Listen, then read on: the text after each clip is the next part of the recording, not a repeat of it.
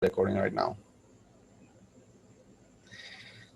So the basic idea for the band theory in solids is that in the outer shell layers of the atoms, the outer shell layer electrons, they can have individual energy values which can give them different properties to represent. For example, these are the main energy levels. For example, let's say this is shell 1, shell 2, shell 3. So this is the forbidden gap, means this is the place where no electron can exist. Electrons have to jump from here to here, or electron has to jump from here to here, something like that. The farther we go by, the energy gap becomes smaller, but the uh, individual energy value for each further shell becomes larger. This is something that we know already. But what happens within a single gap, for example, the band theory and elliptical conduction is that, if you go from the next page, that this is the energy band for this is the subatomic view of the energy distribution of the electrons within one band, which is the outer shell layer band. So this whole thing is the outer shell layer band. So here, depending upon the individual energy value of the electrons, different electrons can have different energy because they are not gonna have the same amount of energy. You guys might have come to know this from your chemistry, the SPDF orbital things, and there are other stuffs. So for metals, it so happens that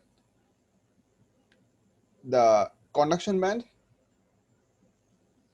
and the valence band, they overlap. What is this? This picture, it looks weird.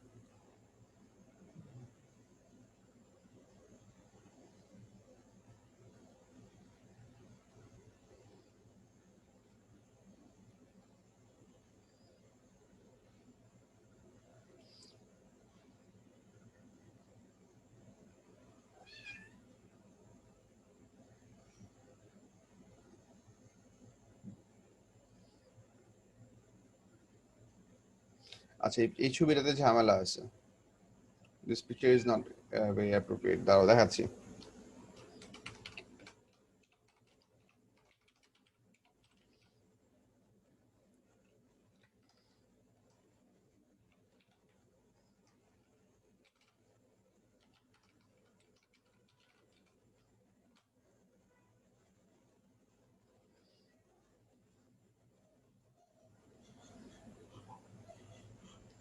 So yeah, this is a good picture. Let's say what you can see over here, that all of these energy values that you can see over here, blue or red, they both represent the energy values for the outer shell electrons for a certain atom. What happens for metals, the blue parts represent the conduction band. It means that if the electrons have some energy within the blue part, then they can become free from the electron, become a delocalized electron, and they can take part into physical conduction of charges. And if they are within the red part of the energy, they are valence electrons, which means they can only be used to produce chemical bond, but they cannot be used, or they do not have enough energy to become free of the atom and take part into actual conduction of electricity. So for metals, it just so happens that the conduction band, which is the blue rectangle, and the valence band, which is the red rectangle, they overlap onto each other, which means that electrons which are within this range, within this overlap range, they can either take part into chemical reaction, they can also take part into electrical conductivity. Electrons which are over here, they're exclusive for conductivity. Electrons which are over here, they are exclusive for metallic bonds. But electrons which are over here, they can be both. Because there's overlap over here, the metals always have significant amount of free electrons or conduction electrons within their shell, and that can allow them to have a huge, very good amount of conductivity. Metals are good conductors of electricity. What happens for the insulator materials, for example, plastic, glass, rubber, so those materials which are poor conductors or insulators, there is a significantly large gap between the conduction band and the valence band. So because of this large gap, and most of the electrons in their natural state, they basically stay over here in the valence band. They do not actually go in the conduction band. If we really want to take an electron from the valence band into the conduction band, we have to energize these electrons to a very high amount, which is possible to achieve but not very common. For example, whenever lightning happens, then the extreme amount of high potential can make some of the valence band electron to jump into the conduction band, and that conduction band electron basically becomes responsible for the conductivity through the air. Or for example, whenever we have Tesla coil or Van de Graaff generator producing shocks, and these are the high voltage scenarios. We can also cause the valence band electron to jump into conduction band by other physical processes, but this is not very common. I mean, we are not going to achieve this by regular life battery supplies or normal AC supplies. This is pretty uncommon. So there is a very large energy band gap between the insulator materials for the conduction band and the valence band, and because of this large gap, and most of the electrons, nearly all the electrons actually belong to the insulator, the valence band. That's why insulators are insulators, which means they are poor conductor of electrons, poor conductor of electricity. However, you should understand one thing: there is no such thing as 100% insulator material. Given enough voltage, everything can be made into good conductor. You should always know this thing, which means this is the situation that we're talking about for our regular temperature experience and for our regular electricity environment. But if we apply enough voltage, electrons can be brought from the valence band into the conduction band pretty easily, and as a result, they can become conductors for a short duration of time. They'll definitely propose a very high resistance, but they can conduct electricity. Even at low temperature, it is possible, statistically possible, that if you consider, let's say, a small piece of rubber which has maybe millions and billions of electrons within itself, some electrons can actually belong to the conduction band. Some electrons can actually belong to the conduction band, which means that there are always some electrons which can belong to the conduction band, but these electrons are so few that they do not actually propose any good conductivity for the insulator. But you have to understand that it is not such that all the electrons for an insulator material perfectly reside in the valence band. Some electrons can go into the conduction band, but they are too few for regular scenarios. What happens for the semiconductor materials, the gap between the valence band and the conduction band is very small, and this is what makes it very interesting. Because this, if you can somehow raise these electrons from this valence band into the conduction band, they will start working as a good conductor. And if you do not allow them to pass this gap, then they will work as a insulator. So by controlling the voltage across the semiconductor material, we can very precisely control how they're going to behave. Are they going to behave as an insulator material, or are they going to behave as a semiconductor material? This is one of the reasons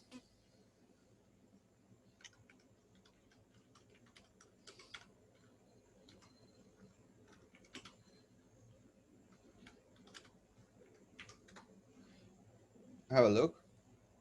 These are the reasons the semiconductor materials have an IV graph that looks like this. Semiconductor materials that has an IV graph that looks like this is the current axis, positive current axis. This is the voltage axis. So if we apply forward potential, forward bias, which means that possible duration for the diode for two semiconductor materials placed side by side, for example, NP or PN. If we apply it forward bias current, you can see that there is a certain value of voltage, which is labeled as threshold voltage, below which the current value was actually quite small. So there is not very significant current. But from this point onwards, the current is going up in a straight line, as if it's a perfect conductor. So it follows V equals to IR perfectly. This is the voltage. This voltage value is an intrinsic property of the different type of material that we have. For example, for silicon diodes, this is 0.7 volt. As far as I know, for germanium, it is 0.3 volt. What is this thing called? Threshold voltage for germanium.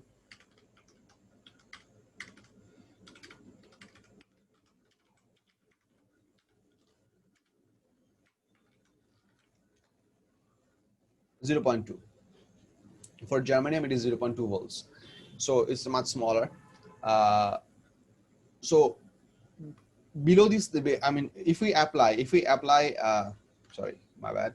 If we apply less than 0.7 volt for a silicon crystal, the valence electrons wouldn't be able to jump to the conduction band. But if we apply a voltage bigger than 0.7 volt, they will very easily can jump to this thing. So 0.7 volt is the amount of voltage that will energize the valence electrons strongly enough that they can make their jump through this forbidden gap, and they can go to the energy band of the conduction band, and they can become part of the conduction process. So that's basically the idea of conduction process. That how I mean this is basically representing us that the basic idea that why certain substances are conductors, certain substances are insulators, certain substances are semiconductor. Why do we have this kind of variances? Up till now, before the band theory discussion, you knew that they behave this way. But why do they behave this way? This was not discussed to you at any level. This is the first time in your CIE syllabus that you are being given a simple idea in terms of band theory, that it is the energy distribution of the outer shell layer electrons which cause them to behave differently for different parts. বুঝে গেছে কিনা?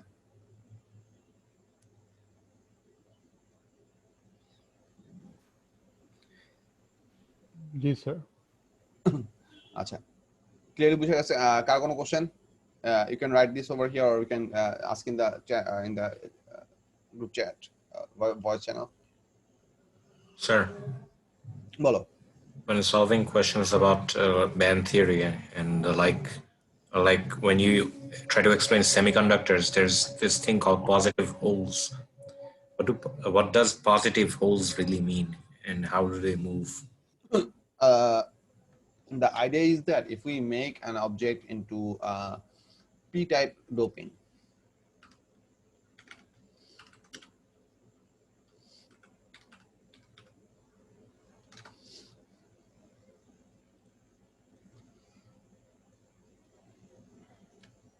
okay, I'd like to get a picture where it actually shows like a hole as a whole.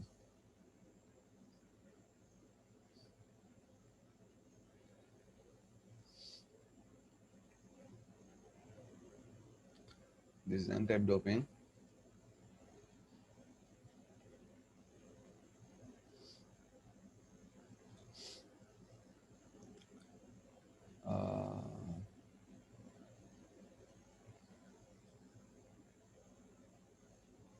They're all very small, such pictures. I'll tell you. Just give me a moment.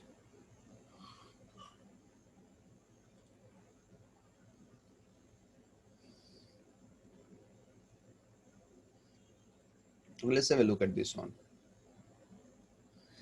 So what this picture essentially is showing us that if we have a basic silicon wafer crystal where we have a lot of silicon material, silicon atoms, and if we have pure silicon, there is no imbalance of electrons. There is equal number of electrons in all the linear bands like this. So there are 2 electrons in every sp2 bond. So you have that thing, sp3 bonding.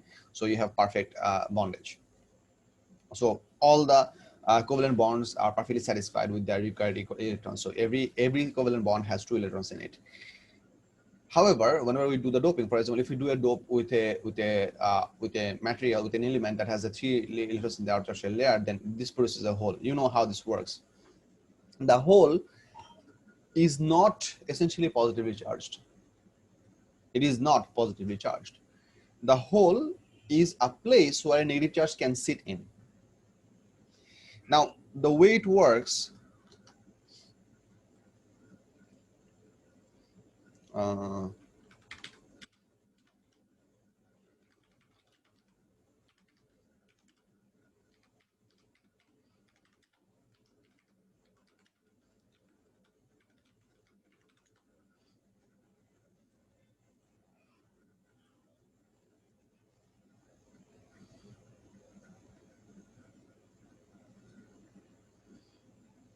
should we go for simulation?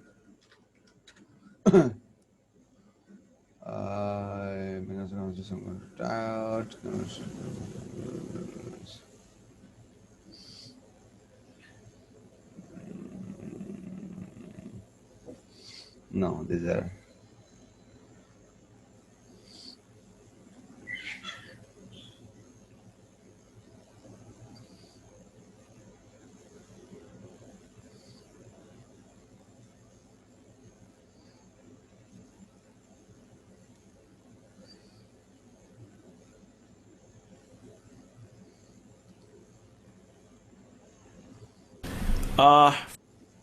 flows of electrons and flows of holes. This is not in the notes. This is a semiconductor, okay, silicons, and they cannot conduct electricity. But if you heat this semiconductor, you heat these semiconductors, let's say these electrons, okay, so these electrons, it may jump to higher shell, okay, outer shell, and then it become a free electrons, and then it can move. Okay, for examples. So can you see that?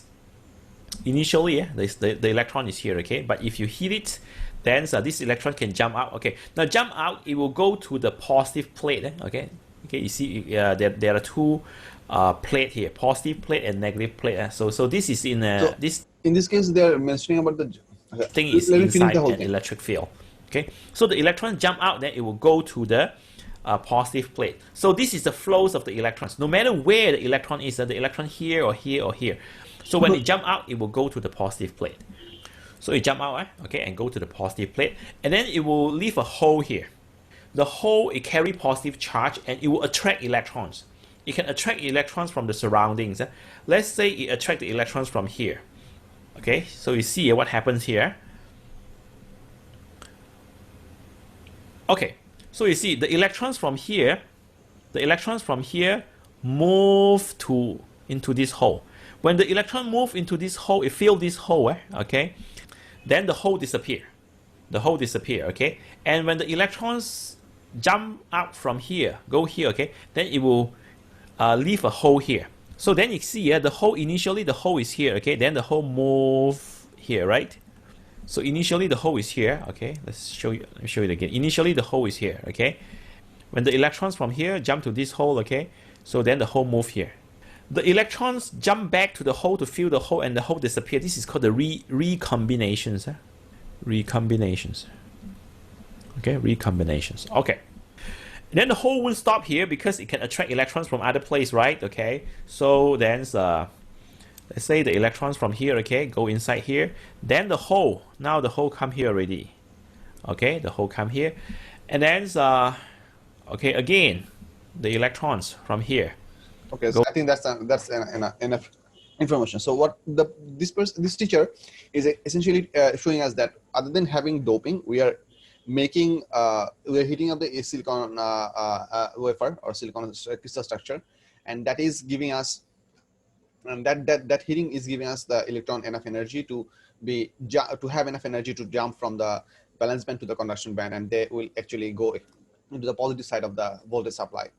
And that thus leaving a hole. In this case, the hole is called to be a positive hole because the electron shortage basically means a positive charge. And then that will enable another electron to fill up that hole, and that hole would basically replace over here. So what you can see over here, if this jumping process keep on continuing, the electrons will be traveling from right to left, and the hole would be traveling from left to right. That's what it means, because this whole flow direction is basically same as the conventional current from positive to negative. That's why they said that positive holes flow by. So, sir, it's like a domino effect where you remove precisely. one electron, others will try to take its place, others Precisely. not. So this acts as a flow of charge, allowing current to pass. Beautiful. Okay, sir. Okay, so we'll start taking the questions from the parts that we have.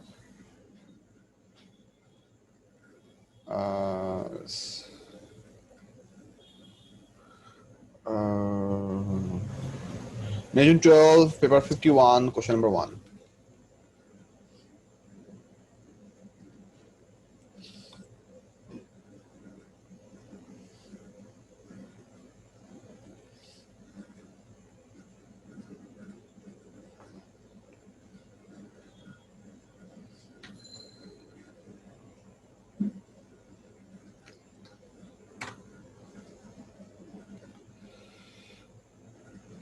Okay, so this is the question.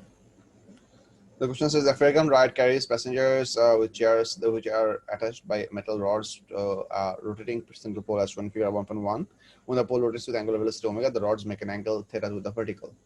Okay, it is such that the cos theta is inversely proportional to omega squared. Design laboratory experiment using small object to represent an occupied chair to test the relationship. So we don't have to essentially do that. We have to do a similar setup for lab experiment. You should draw a diagram on page 3 showing the test, showing the arrangement of your equipment. In your account, you should pay particular attention to the procedure to be followed, the measurements to be taken, the control of the variables, and specifications. So we are trying to go ahead and do an experiment to prove that cos theta is inversely proportional to omega squared. So we have to essentially I mean, one of these variable has to be independent, one of the variable has to be dependent. Now, you try to think about it, that changing which one is most likely possible or easier to achieve, and measuring which one is likely to be the factor. Try to think about this first. That I mean, the experimental setup that we can try to achieve for this thing, small object to represent a share to design the distribution theta on the square. Do we need 2%?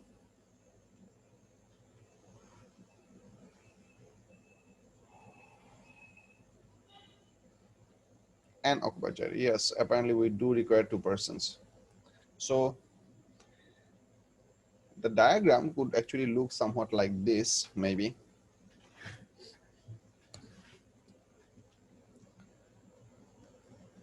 We can have a rotating disc, or we could just draw a motor.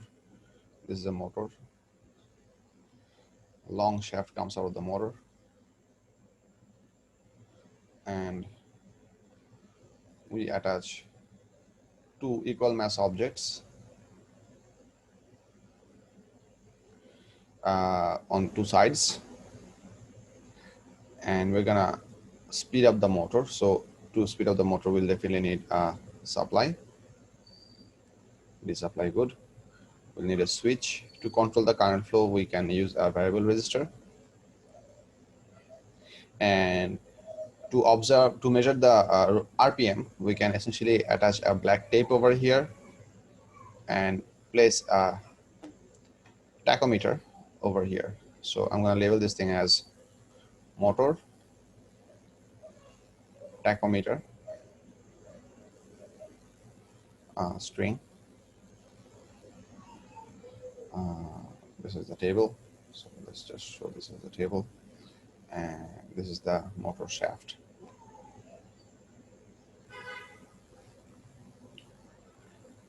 Shaft, small mass. So the way I would prefer to do the experiment, I mean, you can have your own mechanism, which we're going to hear about, obviously. But the way we can essentially do this experiment is that we're going to set this up, apparatus setup in this manner. And we're going to have a small black tape which would be covering not the entire of the shaft of the motor, half of the shaft, portion of the shaft, so that the tachometer can send the light, and it can measure the variation of the light signal reflecting of the tape precisely. You know how the tachometer works. We discussed detail about that in earlier class. And we're gonna close the switch and slowly increase the current flow in the motor. That will slowly increase the rotation of this thing. So we should not directly start this motor, because we have to change. I mean, in this equation, in my opinion, cos theta is the dependent variable, and omega is the independent variable. So we're gonna rotate this shaft at some prefixed or our choice omega values. So we'll have different omega values, and then we're going to measure the angle theta, that how far apart this theta is. So we can label this theta over here. So the way I would prescribe this to happen is that we can do this, and in front of this setup, in front of this apparatus setup, we're going to place a camera. It doesn't necessarily have to be a high-speed camera, but you can also take a high-speed camera. We're going to place a camera, and from the video feed, when the angle is the highest for a given omega, we can measure the angle using a protector from the screen, directly from the screen. So that's how we can take the data. We can control the value of the omega by changing the current flow. So high speed gives you more omega and blah, blah, blah. But before taking readings, we should allow the motor to before taking any reading, we should definitely run the motor at a fixed omega for a certain amount of time. So the theta has a fixed value, and omega is seen to be have a fixed value, and then the tachometer. And for every reading, we should measure theta for at least 3 times for repeat and average to get a much better value, and take the average of the omega and the theta from the tachometer and the theta for those 2 values. And then plot all the plan, and eventually we're going to plot cos theta versus omega square. And if this is a straight line passing through the origin, inversely proportional, we'll say. Inversely proportional also. So we're going to plot a graph of cos theta versus 1 upon omega square. I'm going to plot a graph of cos theta versus 1 upon omega square. And if this graph is a straight line that passes through the origin, then our relationship is valid.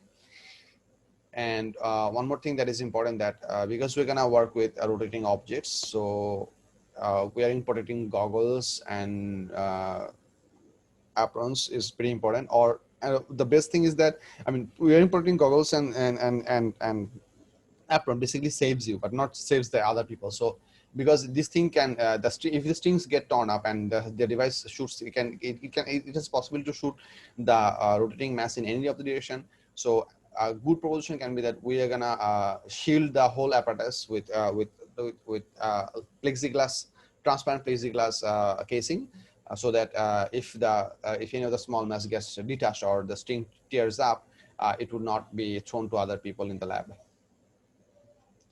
That's pretty much the safety precaution. Yes. Sir ট্যাকোমিটারটা কি জানি ছিল?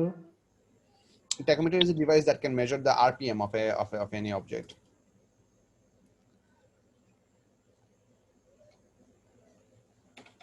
So sir, basically cos theta is the x-axis and 1 by y square will be the y-axis. No, I said cos theta versus 1 upon y square.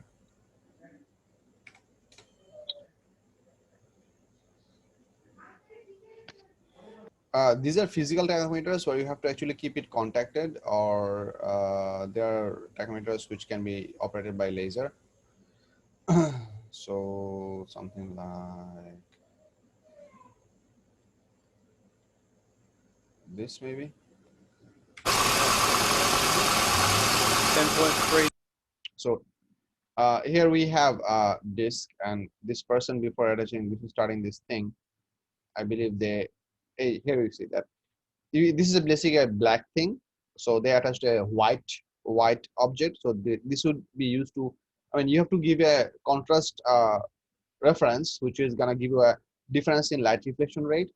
And once you set this up, and then the tachometer will be on. So this will continuously sending a red laser over here. From the black part, you'll have one type of reflection, and from the white part, you'll have a different type of reflection. So every individual white reflection will be considered as a 1 RPM. So this is basically over here showing us the RPM of 1035, something like that. So it's important that on the rotating object, you have differentiable reflection surface. That's why I said that if it's a white shaft, we're going to place a black piece of tape. If it's a black shaft, we're going to place a white piece of tape. You have to produce a different contrast reflection surfaces so that you can get that pulse count. বুঝছো? জি sir. Sir আপনি cos theta versus 1 by omega square যে গ্রাফটা, তাহলে x অ্যাক্সিসে cos theta হওয়ার কথা না? না শুভ, x এ cos theta হওয়ার কথা না, cos theta হওয়ার কথা y axis এ। মানে যেহেতু স্যার মোটর থেকে হচ্ছে, মানে আমরা আরপিএমটা সেট করতেছি, ওইভাবে অ্যাঙ্গুলার ফ্রিকোয়েন্সি সেট হচ্ছে, সো এটা independent variable. That's what I said, that yeah, I consider omega as my independent variable and theta as my dependent variable. So we're gonna set the omega by controlling the variable register over here for a specific RPM, and then আচ্ছা, এই ট্যাকোমিটারের RPM থেকে কিভাবে omega বের করতে হবে সেটা তোমাদেরকে আবার লিখতে হবে। So you might also need to write the formula in your description that omega equals to RPM থেকে ওমেগা বের করা জানি কেমনে, revolution 2 pi n by t, 2 pi into RPM divided by 60 rad per second. এই ফর্মুলাটা mention করলে ভালো হবে, because আমরা because we're gonna get the RPM from the tachometer, not the omega. So if you have to consider to convert the omega, we have to get the omega from the using the RPM information. So you're adding this equation actually be helpful for the examiner to understand that you understand the whole thing pretty well. That's pretty much it for all I can think. And for the additional details, we can say that I talked about the reputation process. The two strings that we're going to attach on two sides for the two things should be equal. The small masses should be equal. We should use a mass balance to measure their masses to make sure they are equal. And Sir.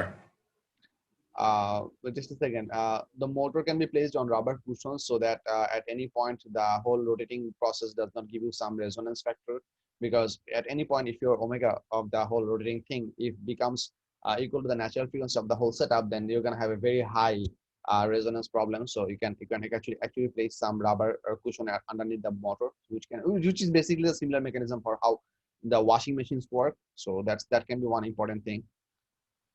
Yeah, obvious bolo. Sir, I was trying to say that instead of using a spring, you should use light but stiff rods of some sort, because when you stop the motor, the springs will wrap around the rod and like angle around it. If we use metal rods over here, then we have to make sure of one thing as well. If you want to use metal rods over here, you can, and then you have to say precisely that we're gonna on the top of the shaft or the motor shaft, we're gonna place a hinge, and from the side of the hinge, we're gonna attach those metal rods. These metal rods have to be able to expand outwards. So, how are you gonna connect those metal rods? You have to precisely say that. But using a string, you don't have to say that, because strings are basically gonna rotate around. But yes, what the point that you're making is very correct, that whenever we'll stop, it will wrap around, but they will unwrap automatically. And this is also pretty important, that whenever we're gonna run, this is also why I said that whenever we're gonna run this device, we should allow the motor to run for a significant amount of time before we take any reading, so that the omega of the tachometer and omega of the rod and omega of the pair of the strings are actually equal. Or in other words, that you do not have too many wrap around things over here. You should not have different omegas for the two different things. That's why I said about taking some time before taking every reading. But if we want to give metal rods, we have to specify that how these rods should be attached on top of the metal shaft. So hinges should be mentioned in the first place. Make sense? Yes, sir. That's pretty much all I can think about. So we're gonna see about the mark scheme. So to find out what they have for us. So frequency of the period of the rotation or omega is the independent variable. If it is a dependent variable, or vary f or t or omega and measure theta. Second point is omega equals to 2 pi f. Or here is the thing that you have to write this equation, that how can you convert that omega from your precise thing. Keep the length of the rigid rod constant. Ignore reference to mass. So we have to keep the two string lengths or the two rod lengths equal, constant. Keep the length of the rigid constant. They have used the word constant. So both the rods should have same, and they should be same throughout the experiment. That's what the word constant means. So they have underlined the word constant. Pretty important that it shouldn't be changing over the duration of the experiment. Ignore reference to mass. So they haven't said anything about the mass. But if we are using two masses, as the figure shows, for balanced situation, we should definitely have two masses. Small label diagram of the apparatus: small object, pole attached to the rotating device, motor, turntable. Method to change the speed of the rotating device. So we use the variable register for the method and the frequency of time period using stopwatch, timer for a number of rotation, revolution counter, tachometer. Light gets connected to a timer, frequency meter. So you can use a lot of different options. Or if you don't want to use the term for tachometer, you can also say that we're going to use a high-speed camera, and we're going to place a sticker in front of the on one side of the rod, and from the high-speed camera we're going to count how many rotations it is taken. What is the time period of the oscillation for a certain angle. So that can also work. If you use high-speed camera, time feed can actually be used for a lot of calculations. হ্যাঁ বলো। ওরা কি মানে স্পিডটা determine করছে variable register দিয়ে?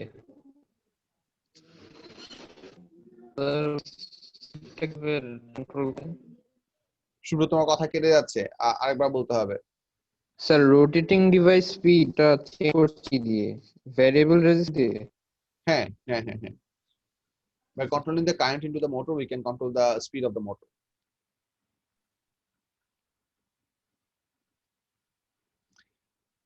Okay, M3 method to determine the frequency of the time period. আচ্ছা, এটা দেখলাম। Use spiritual mark to or light gauge to perpendicular to the motion of the object. Use spiritual mark or light gauge perpendicular to the motion of the object. Okay, spiritual mark or light gauge perpendicular to the motion of the object. What does that even mean? Spiritual mark.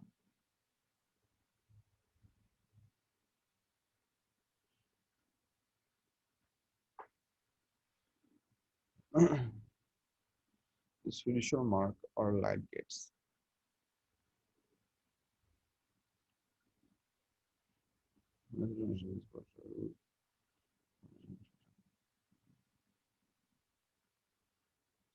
Text. আমি M4 টা বুঝতেছি না, কারো কি M4 কারো মাথায় M4 এর কোনো এক্সপ্লেনেশন আছে? মানে what does this M4 means? This spiritual mark or light gets perpendicular to motion of object. Motion of object হচ্ছে horizontal circle. ও আচ্ছা, never mind, বুঝছি। Fiducial mark or light gates, এখানে light gates বলতে যারা জিনিস আমি ইউজ করছি the method to make as radial frequency, which means that in this figure, I mean, this is the the motion of the rotating object is basically a horizontal circle. So whatever the device that you use to measure your frequency, this should be placed horizontally as well. So if this is your horizontal circle, so your light gates or tachometer should be aimed perpendicular to that circle. But it's the perpendicular, the parallel হয়ে গেল না? Do they mean that we are going to place it vertically up down? How does that help? Sir, circle to horizontal facing the ground. So you're just using a fiducial mark in front of the horizontal circle. Like here? Like here? Yes, sir, and you observe it from the side. We're going to observe it from the side anyway.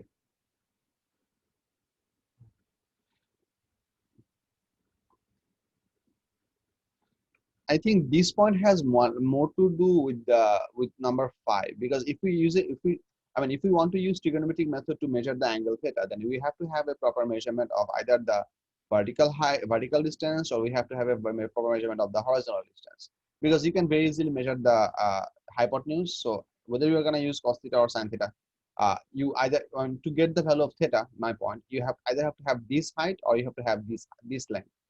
So maybe for that the fiducial marker is required. But if we want to measure the angle from a high-speed camera image, then you don't essentially need that. So what I feel like is that this point is more relevant to the method 5.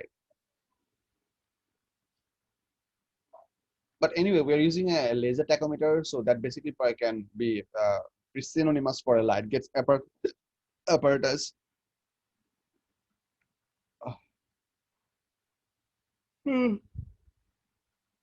I'm not actually quite sure about this point, but I'll move on. So M5 is pretty simple. You can read it and it's pretty simple. The product graph of cost against 1 upon R solution varies the stereo passing to the origin. Certification is a protected screen in case the mass differs from the port. Do not use goggles. So here's the catch. You see that using the goggles basically saves you, but goggles is basically not a good idea.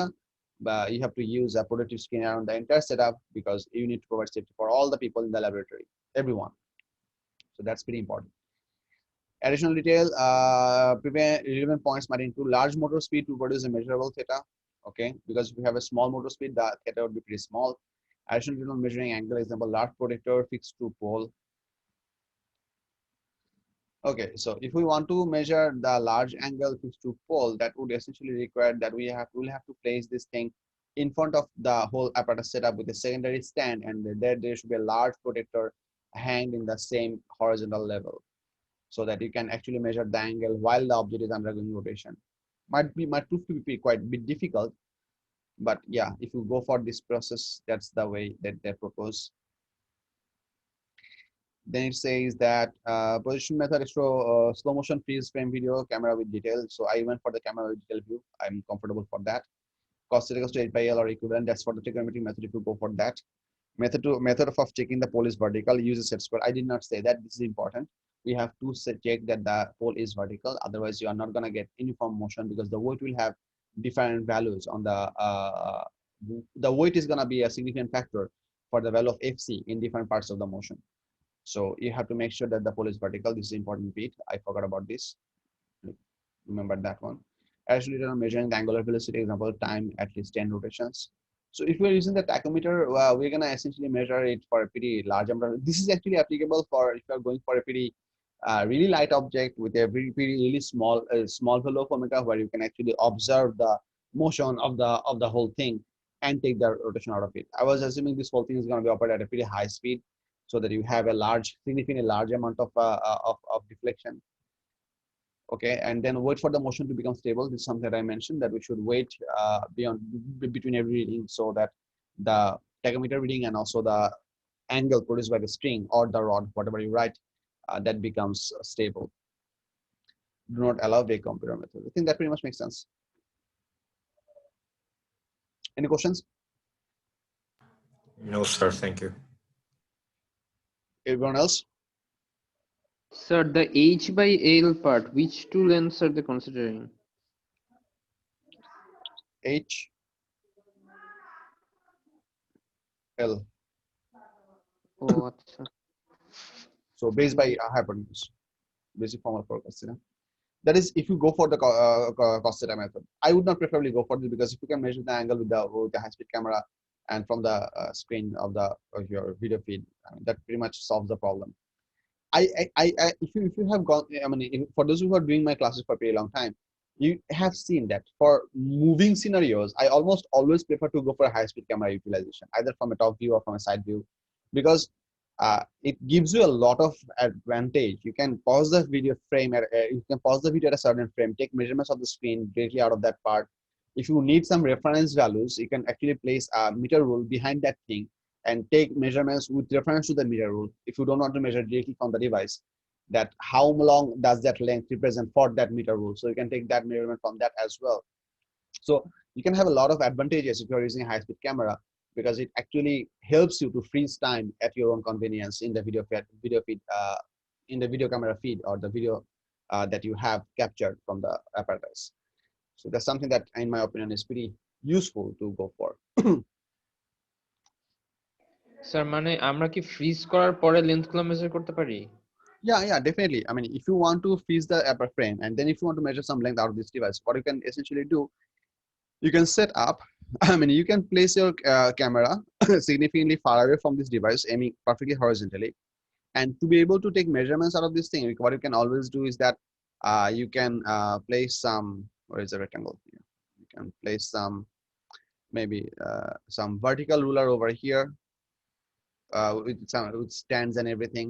You can place some horizontal ruler over here with stands and everything. So then you can project the possible length that you're trying to measure using those meter rules. I mean, these two rulers that I'm showing you, they should be placed behind the apparatus setup, in at a not really far away, at a distance, so that the motion of the of these rotating balls, they are not interfered by the meter rules, but they are still close enough so you don't have very large parallax error. See what I mean? So in your video screen, you might actually see, I mean, if you measure with your ruler on the video screen, you might actually see that this much length might as well be 2 centimeters. But if you take reference from the meter rule, you might actually see that this whole length might as well be 12 centimeters. So your actual measurement for the apparatus system is actually 12 centimeters. So that can also work for you. But you have to mention that we place the meter rule setup behind the apparatus setup, pretty close to it, so that the motion is not interfered, yet the parallax error is very insignificant, and the video camera is placed perfectly horizontal, in a horizontal position with the rotating apparatus setup. You have to mention those precautions if you really want to take measurement out of your video feed, but that can work as well.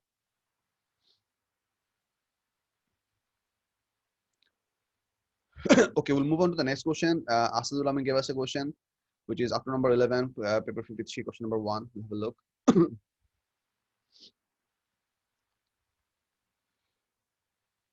W11.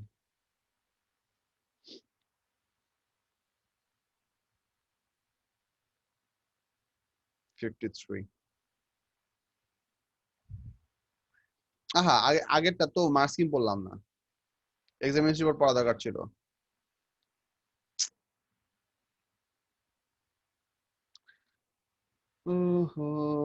So dumb. Okay, let's have a look at the examination report. Cairns were designed required to design a experiment to investigate how the angle of the vertical variables with the central poles as defined by Cairns are to be and need to consider carefully the problem to be solved, in particular the variables that need to be kept in consideration for the extent to be fair test. Credit was awarded for correctly identifying the independent variables, making analysts correctly realize that the frequency of periods of rotation was the independent variable and the angle was the independent variable. Something is how to say that angle was the to a change will be difficult to do experimentally. Further triggers will clearly indicate that the angle of distribution many times of the state that the length of the region are needed to be kept constant. This is for the key. The control is not an acceptable alternative for the word constant. Okay.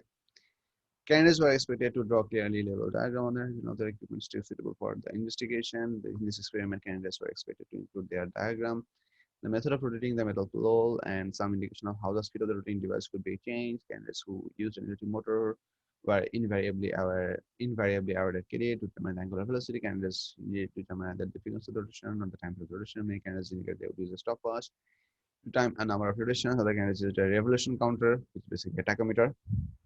So you can see that the word revolution counter, if you forget the word tachometer, is also a very acceptable word, revolution counter. You forget the word tachometer, what do? You write revolution counter, works. Candidates who made vague references to light gates, cathode oscilloscope, and computers were not credited. In this investigation, there is a need there to carry out measurements at a particular point, and thus good candidates discuss the use for fiducial mark or the use of light gates perpendicular to the motion of the object. Further credit was awarded to candidates who discussed which ways in which the angle could be measured, such as involving the use of a protractor, positive fixed to the pole were awarded credit, where trigonometric methods were suggested. It was whether the candidates would use how the cosine of the angle was determined using distances. Many candidates did not seem familiar with the word protractor. What? Many candidates did not seem familiar with the word protractor. There are many different spellings, and some that becomes referred to angle measurers. Okay, so protractor is a word that you need to be careful for the spelling. Don't write protectors or protectors. Protractor is protractor. So be careful for the spelling. It's a very nice set of words. Credit was available for the analysis of data. It was expecting I should state the quantities that should be put on the economic set. Other logically valid graphs are carried along.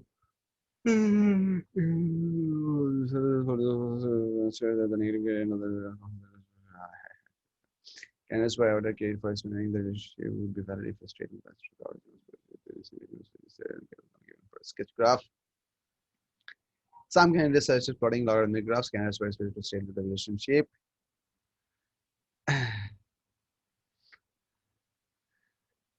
Yeah, yes, you're right. Candidates were expected to say that it would be valid if end of the line. Okay, Skid was able to describe the very set precaution. Candidates should be encouraged to ensure the set precaution that clearly resolved. Vague answers did not gain credit. The credit for the response include the safety of a safety screen in case the small object detached. Credit was not able for standing away from the apparatus or wearing goggles. Candidates should be encouraged to write their plans, including appropriate detail. There was some evidence of candidates taking sufficient practical experience. The responses could not be created. In addition to the points already mentioned above, Kate was also given for the use of a large motor speed to produce measurable angles. Blah blah blah blah blah.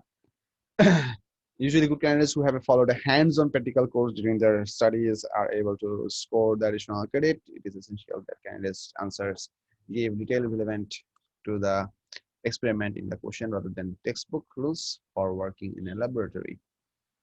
আচ্ছা এখানে very highlightable কিছু নাই everything that we have come across discussed ওগুলাই আছে so there is not such very important thing to take away from here. The only two things that I personally feel important to take your note to is that control is not an acceptable alternative for the word constant. Be very careful. So what are the control variable that you think about? You have to write that have to be kept constant throughout the readings. So constant is the word. Remember that. And then this one, that protractor, was apparently a very vaguely known word to many of the candidates, which is, I think, is a very nice way to put a sarcasm. Anyway, we'll go for the next problem from Asadul Amin. October 11, paper 53. So MS 53, QP 53, ER 53. Let's get all three of them. And we're gonna go for question number 1.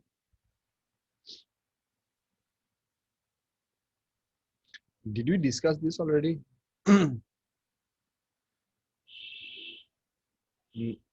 Maybe not. Achha, no, we didn't. Let's have a look. A changing EMF in a coil can induce an EMF in another coil. Figure 1.1 shows a coil X which is wound on a cardboard tube. Coil X has a cross-sectional area A. A student winds another coil Y tightly around coil X. The student wishes to investigate how the EMF V in the coil Y depends on A. So basically, we are making a transformer. It is such that the coil V is that V is directly proportional to A. Okay, this is bad. Acha, ব্যাপার না. This suggests that the V is directly proportional to the laboratory student to blah blah blah blah blah blah blah blah. This is actually not very difficult experiment because there are multiple key points that you should actually understand for this experiment to be successful. First of all, the idea is that we have this coil which we have, and then we're gonna have another coil which will be wrapped around on this coil. Obviously, the wires of both of the coils should be insulated wires so that there is no short circuit. That's one of the first additional detail or safety precaution or method. I mean, that's an important bit. Second thing is that because we are basically making a transformer and we are trying to make a relationship between V versus A. So what we need, that we'll need a voltage measurement device across the secondary coil, and we'll have to also be able to measure the cross-sectional area of the cardboard tube. So our vernier calipers vernier calipers would be very handy, and we're gonna have to require cardboard tube of different diameters, and diameters should be measured across different parts, and then the average should be used, and then you should also write the formula that cross-sectional area A equals to pi into diameter squared divided by 4. So ওই formula লিখা লাগবে. And because we are trying to produce a relationship of the induced EMF V versus the cross-sectional area, so it essentially means that we have to keep all the other variables constant. So the number of turns for the coil X, number of turns for the coil Y, both of these things should be same for all of our repetitions. And obviously, the EMF fed into coil X must be an AC supply.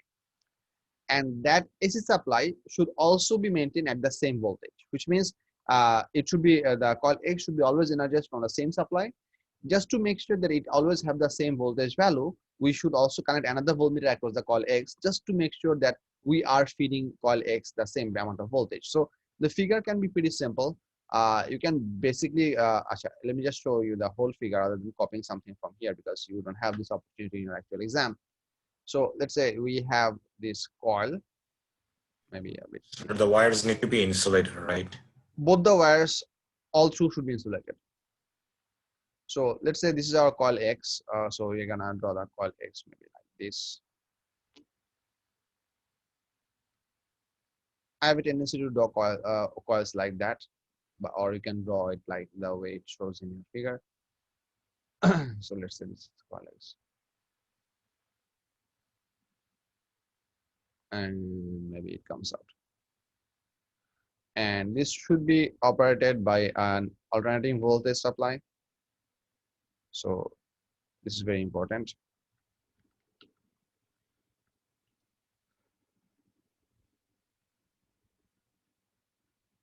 Obviously, you can give a switch. Every circuit should have a switch so that we don't have heating effect. And between reading, we should wait for the device to cool off. That's a pretty important thing. And just to make sure that we are always feeding this thing by the same voltage, you should apply a voltmeter across it. This is just to observe that the coil X is fed the same voltage. So this is coil X. You label it coil X, and then you have to draw another coil. Just to avoid confusion, I'm gonna draw the other coil. You're gonna use the same pencil in maybe a different orientation, but maybe a fewer number of turns. So this is my secondary coil maybe. So it comes up from here, and the other end comes out from. So does this count as a short circuit? No. You have mentioned in your diagram that wires of both the coils are insulated, so there is no possibility for short circuit. Like through the coils, sir. Coil X. বুঝি নাই? Through coil X, only coil X. Yeah, they only they're only wrapped around each other with insulation around the individual wires. So yeah. And you have to be able to measure this thing. And now to measure this voltage, you can essentially use a voltmeter, but using a CRO can actually help you to score some additional marks. So why don't we just connect a CRO over here, which can help. And what else are we gonna need? We're gonna need a vernier calipers. There's no point of drawing a vernier calipers over here. This is coil X and this is coil Y, so you can label this as coil Y. What you can also do is that you can draw one of the coil with a sharp pencil and draw another coil with a blunt pencil, also thick or thin wires, just to make the differentiation a bit more clearer, just so that the examiners understand what you are trying to propose. That's pretty much it, if you ask me. And as for the safety precaution, one thing is that because we are working with wrapped around coils and voltage supply, so there is a possibility that wires might heat up. So wearing protective glass, so that we protective gloves, so that we do not get burned injury from the hot coils. We should we should do that. The coil should be turned off for some duration between every reading, so that their temperature can be dropped to the room temperature value, so that we do not have that as a factor. If you think for here, the independent variable is the induced EMF in the coil Y, and the dependent variable is the cross-sectional area of the cardboard tube. The control variable, if you ask me, the control variable is, I'm going to say that the number of turns on the coil X and number of turns of coil Y, they both have to be same. Now, the number of turns of coil X and number of turns of coil Y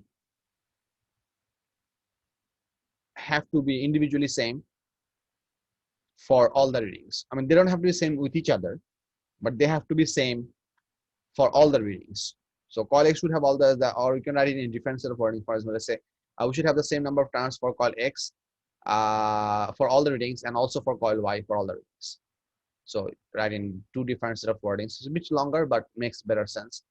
And also, I cannot think of any other important information that you can put over here. Can anyone else can think of other stuff? আচ্ছা এখানে আরেকটা জিনিস আছে।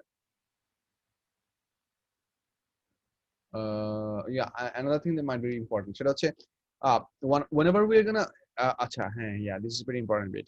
Whenever we are going to change the diameter of this whole cardboard, the length of the wire wound around the cardboard for the same number of turns will become longer, which means you're gonna come across a much bigger voltage, which will reduce your current but not your voltage. Okay, no, stop functioning. I was thinking that are we going to need a variable resistor over here or not? I was trying to think about this, but we are not going to need a variable resistor over here.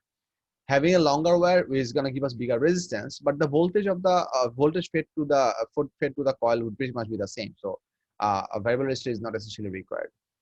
And then you have to also give the necessary details if you use a CRO, that how you're going to get the voltage from the CRO. So you should know by now how to write that. The voltage equals to y-axis amplitude into y gain. This one comes in centimeter, and this one is in volt per centimeter. Volt per centimeter. So if you multiply this, you get the voltage value over here. So yeah, I think that's pretty much it. And later we have to plot a graph of the induced EMF voltage versus the cross-sectional area. We should produce a straight line passing through the origin. Did they say directly proportional? What did they say? Student in one and the researcher is directly proportional. So we're going to plot a graph of voltage versus cross-sectional area. If the produced graph is a straight line that passes to if the base fit line is a straight line that passes to the origin, then the state relationship is valid. That's pretty much it. Okay. Let's have a look at the Mars scheme.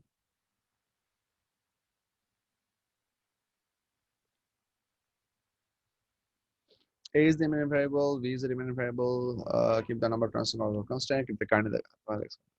Why the current has to be kept constant? That's a botheration. I did not think of it. Why the current has to be kept constant? To produce EMF, what do you need?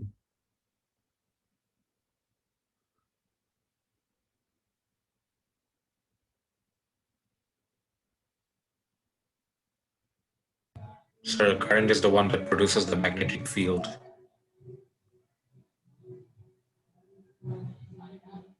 in the wire. Yeah.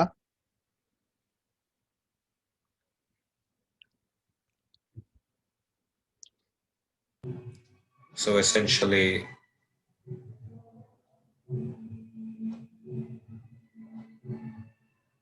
I was thinking that the reason I did not propose a way to, it actually crossed my mind. But the reason that I did not propose a way to keep the current constant, because what I was thinking that changing the cross-section area will obviously make an effect on the current, and maybe it is that change of the current which is going to make this whole thing become directly proportional. Do you understand my point? Maybe we would require that variation of current for this whole experiment to work. That's what I thought. so what we vary is A only, so everything else should remain constant, I suppose. Maybe that was the trap that I was falling into. Okay, if we want to keep the current constant in coil X to be constant, because this, they have mentioned this as a point, and I have to accept that this is a good point. So if we want to make sure of that, then we would definitely require additional equipments over here. So Shubho. So we would essentially require an ammeter over here to observe that current value, and we gonna have to attach a variable resistor over here, so that if the current is not the same, we can reduce it or increase it to make sure the current is same. হ্যাঁ শুভ্র কি বলছিলা বলো?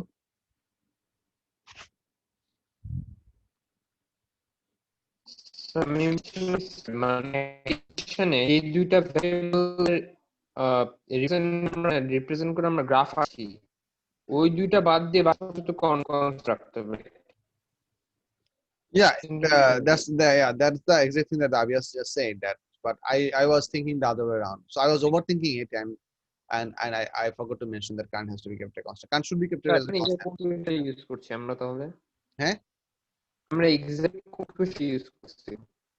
বুঝি নাই, তোমার কথা কেটে যাচ্ছে, আরেকবার বলো। স্যার এক্সাক্ট কোন ইকুয়েশনটা ইউজ করছি আমরা এখানে? কোন ইকুয়েশন? হ্যাঁ, এখানে তো কোনো ইকুয়েশন দেওয়া নাই। There is no equation over here. The question is asking us that we have to prove a relationship so that the V is directly proportional to A. So equation is V proportional to A. That's it.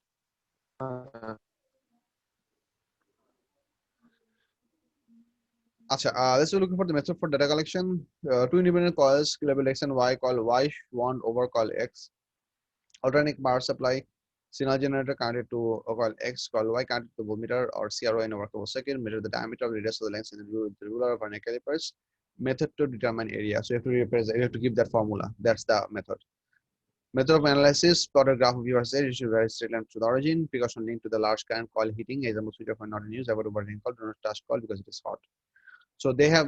I mentioned both of those things. I said that we are protective gloves to avoid burn injury, and also to keep the coil switched off in between readings. So they gave for the second one. They didn't give it for the first one. But anyway, you score mark if you write both of them. I recommend that you write both of them. Additional detail for marks to 11 points might include: use large current in coil X, so large number of turns, a high frequency AC to produce measurable EMF. Okay. Detail on measuring EMF, for example, height into gain of CRO. That's what I showed you. If you use CRO, this actually comes in as a one additional mark detail. Keep the frequency of the power supply constant. Isn't this supposed to be constant by default? Use your resistor to keep the current constant in coil X. Monitor with an AC ammeter. Okay, we connected both of these. Avoid other alternating magnetic fields. So this is a very important factor, that we should not have known alternating magnetic field sources, like maybe a television or a loudspeaker making music around. Sir coil ওয়াইটা তো আমাদের এখানে secondary coil হিসেবে use হচ্ছে না? Yes. নাকি coil x? Coil Y. Coil X is the primary coil. ও আচ্ছা, ঠিক আছে। Repeat measurements for R or D for lengths and average. Okay, we talked about this as well. And this pretty much makes sense. Come to the point that why current has to be kept constant. If you think about it, I mean, actually, I was running this in the back of my head. Try to understand this thing. What we are trying to show is that whenever we're going to have a larger amount of diameter for the tube, we are going to have a bigger voltage. Now, a larger tube producing a bigger voltage is possible if a larger tube essentially gives you a stronger magnetic field. A stronger magnetic field will produce a stronger variation. Stronger variation gives you higher EMF. Because you're going to keep the number of turns of the coil same, so the only way you can have a stronger variation is by having a bigger amount of current. So which essentially, so a bigger amount of magnetic field. Because now have a look, if we just make the coil, make the tube wider, the wider we're going to make the tube, essentially the field lines,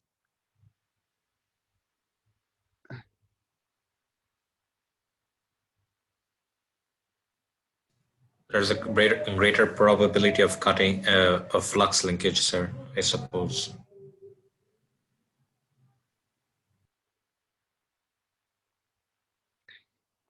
let me write this up. A formula can help us, I believe. Phi equals to NBA. So magnetic flux linkage is directly proportional to cross-sectional area, provided your N and B are constant. So we are keeping the N constant, we have said that. So we have to make sure that the B is also constant. B happens to be a direct factor that results from the current value. B থেকে কারেন্টটা কিভাবে produce হয়? F equals to BIL না,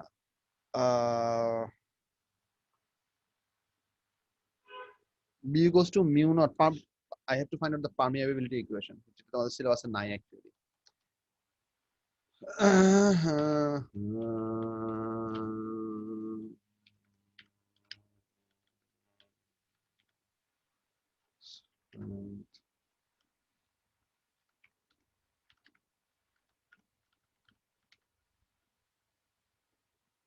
Formula.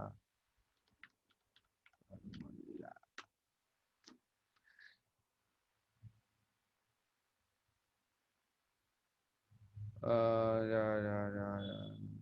Not this one. Sir, permeability into N into I. আপনার worksheet একটা পেয়েছি sir, হ্যাঁ, ওখানে ছিল, এইটা না, এগুলো তো ইয়া form, integral form. mu naught Ni পেয়েছি sir. mu naught Ni divided by what? আর কিছু দেওয়া নেই স্যার, খালি mu naught Ni এরকম একটা কোয়েশ্চেন দেওয়া আছে ইলেকট্রোম্যাগনেটিজমের মানে ওয়ার্কশিটে। দাঁড়া দেখতেছি।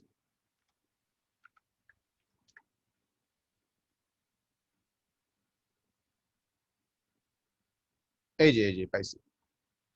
This is the thing. Magnetic field produced by a single wire. এই যে হ্যাঁ, magnetic field in Teslas B equals to হচ্ছে mu naught I divided by 2 pi r. R is the radius from the wire in meters. So how far are you apart from this? So in this case, we don't have to consider the R as a significant factor, because here the induction will be produced one upon another one. So because we are using the same thickness of wire, so the distance from one wire of the coil X to the say other wire of the coil Y, that distance can be considered pretty simple. So if you want to keep the B value a constant, you have to keep the I constant. That's why the I had to be kept a constant, because this was not a part of it for syllabus. I was a bit confused that whether I had to get a constant, but you can see over here that if you want to keep the magnetic field produced by the coil constant, you have to have the I as a constant as well. So that's why it was necessary that I had to keep a constant. So that's pretty much where the emitter and the variable resistor comes in. Yeah, makes sense. I'm satisfied. বলুন তোমরা বুঝছো কিনা দেখো।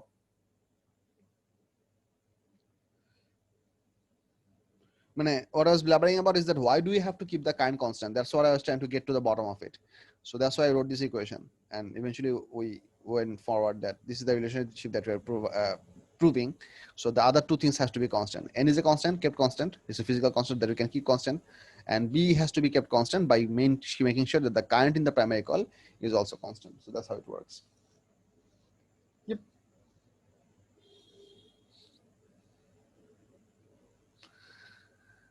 Okay, so let's go forward and see some other problem. I'll have to look at the examination for a while. Consider the relative frequency of the interference secondary call depends on the concentration area of the primary call. Initial gate was awarded for correctly identifying the independent and independent variables. This was frequently answered well. Candidates were able to string which other quantities should be kept constant. As indicated in the previous report, the word control is not an acceptable for constant. The statements that were required to keep the number of turns in the each call constant and the alternating current flowing in the primary call X should be kept constant. Candidates choosing to use a signal generator could also confirm the gate for stringing the frequency and the supply should be kept constant. So this is an additional detail. Credit was available for the method of data collection. Candidates are expected to draw a diagram for the arrangement of the equipment suitable for the investigation. Many of the diagrams do not distinguish between the two separate cross sections. One diagram should be clearly labeled, and circuit diagrams should use appropriate symbols. Incorrect circuit diagrams often contain voltmeters containing series with emitters and the simple the symbol of a DC battery instead of an AC power supply. Hi. Credit was available for the method of finding the cross-section area of the combined coils. Firstly, for using a rule or vernier caliper to find the average diameter, and secondly, for giving the correct formula for the area. McNamara screw gauge was not created. Yes, obviously, McNamara screw gauge would not be created because McNamara screw gauge is for too small of a value. You're gonna have to change your thing to be pretty large. That's why I did not mention McNamara screw gauge. We have to use vernier calipers.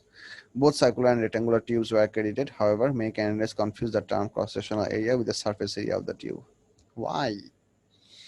Credit was also available for the analysis of the data. It is expected the candidates should state the quantities that should be plotted on the axis of each of the axes of the graph. Many candidates suggest that plotting a graph V against A, other logically valid graphs were created. What can be other logically valid graphs? I mean, A versus V. But why? Why would someone go for it? Credit was then awarded for explaining that the relationship would be valid if a straight line passed to the origin was produced. This needed to be explicitly stated, and credit was not given for a sketch graph. Some candidates suggested plotting a graph for logarithms, which can credit.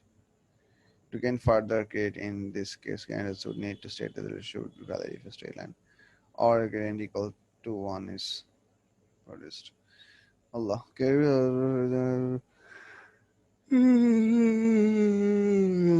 Vague answers are not given. Credit what the responses like.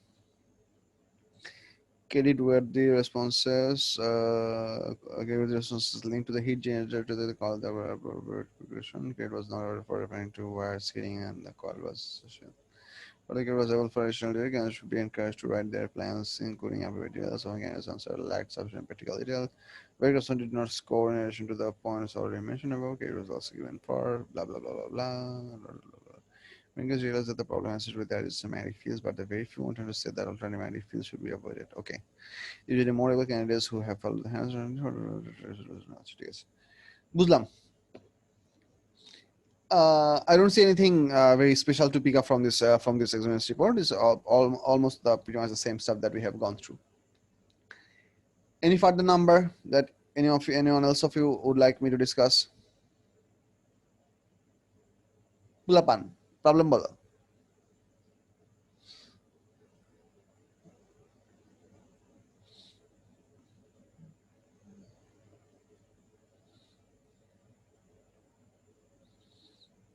So I have one question from photoelectric effect booklet Bolo. worksheet. Kota number question? Question 7B, sir.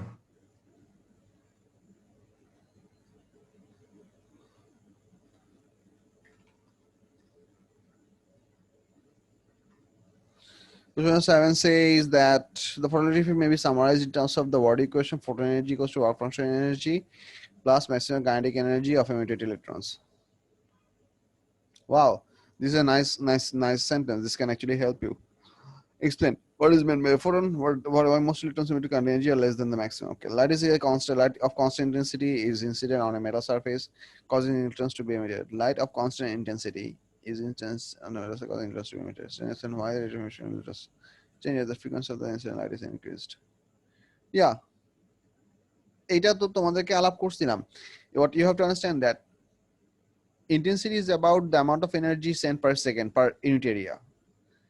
So if you increase the frequency of the light source, while keeping the intensity constant, which means you are keeping the total energy delivered same, but now you are delivering them with a bigger size photon, or bigger or much bigger bigger energy photons. If the total energy is remaining same, but individual photon energy becomes bigger, which essentially means that the number of photons delivering that amount of energy would become less, right?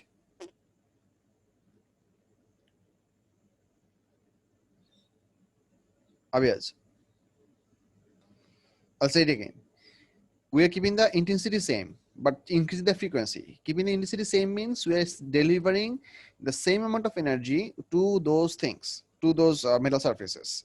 But if we are increasing the frequency, it means that now we are sending the same amount of energy using larger energetic photon or bigger energetic photons, larger size photons. If you have bigger energetic photons, this essentially means that the number of photons required to deliver that amount of energy, that will become less, right? Yes, sir. I understand the part where you're giving the same amount of energy but in bigger packets. Yes. What does that trigger, sir? I didn't really understand. What happens is that, so this is the first set of information that you have to understand. The same information that is important is that if photoelectric effect happens, one photon is responsible for one photo emission. One photon essentially releases one photoelectron. It can come up with a very small kinetic energy, or it can come up with a large kinetic energy, depending upon how much photon energy was brought into the electron in the first place. But one photon cannot emit two photoelectrons. So if you have bigger energetic photons, they will definitely be able to do photoelectric effects above threshold frequency. But because the number of photons in this case are smaller, you will be producing fewer photons with bigger maximum kinetic energy, but the number of photons would becomes less. Number of photoelectrons, number of electrons released would become less, which means the current produced from that photoelectric plate would also become less. Sir এটা তো frequency কমাচ্ছেন। এখানে frequency কমাচ্ছে না, frequency বাড়াচ্ছে বলছে। Frequency is increased, sir. Sir frequency বাড়লে sir ফোটনের number কিভাবে কমবে? কারণ ইন্টেন্সিটি কনস্ট্যান্ট রাখতেছি। So energy constant. Yes.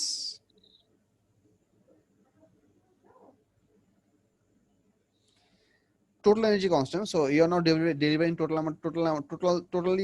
same total amount of energy by bigger size photons. So you require fewer photons to do that. Sir, one thing I don't really get is, like, if you use packets of energy, do you use less packets of energy at that point because energy is same? Yes, precisely. It's like packaging size. Like you can make 2 joules photon of 10, or you can make 5 joule photons of 4. Either way, you are delivering 20 joules. মানে sir large amount of energy নিয়ে হচ্ছে photons গুলো release হবে যখন increase frequency. Individual photon energy will become more. Yeah but sir এইটা কেন হচ্ছে? Because E equals to HF. ও আচ্ছা আচ্ছা। So maximum kinetic energy is higher, sir, right? Yes. Okay. All the produced photoelectrons, they will have a much higher maximum kinetic energy, but the number of photoelectrons produced per second would become less. It's like in a class with 40 students, but you have 5 packets of family-sized Cheetos. Exactly. I see. Thank you, sir. Sure. Okay, anything else?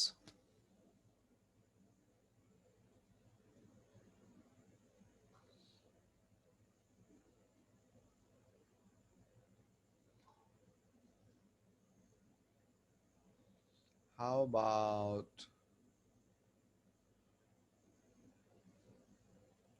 তোমরা কি ওয়ার্কশিটে পরের ইয়ারের কোশ্চেনগুলো কেউ করছো? Anyone?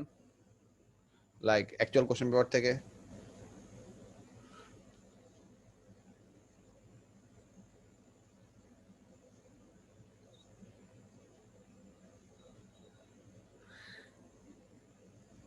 M19 এর question দেখি। এই ইয়ারের কোশ্চেনগুলো ইউজুয়ালি অনেক ভেজাইল্লা হয়। এই পরীক্ষাটা শুধু ইন্ডিয়াতে হয় তো।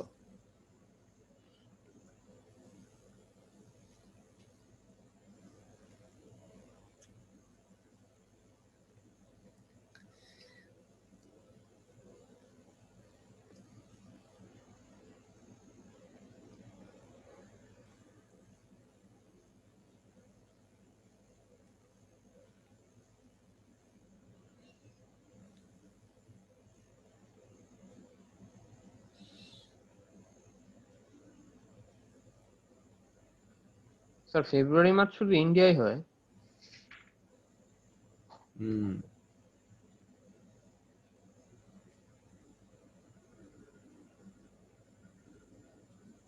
আমি তো তাই জানি।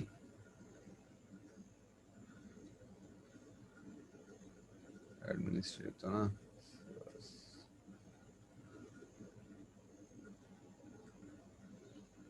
এই যে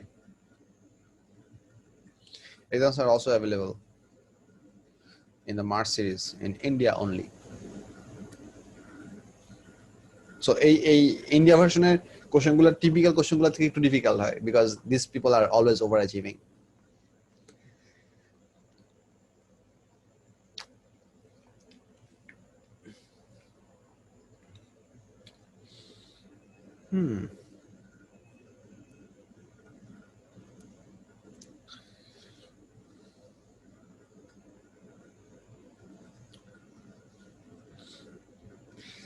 The satellite orbit is now closer to the surface of the planet. Satellite orbit যদি closer to the surface of the planet হয় তাহলে আমাদের ফর্মুলা হচ্ছে v equals to root over of gm by r. আর যদি ছোট হয় তাহলে v বাড়বে। হ্যাঁ, কাইনেটিক এনার্জি বাড়বে।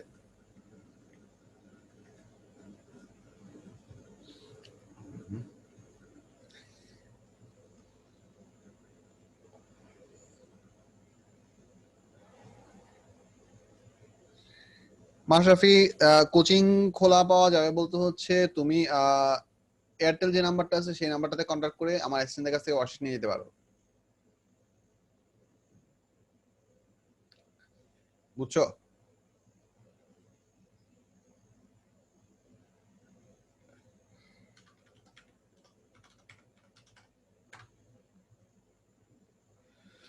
Okay, Samiha gave us a problem. May June 41, 21B.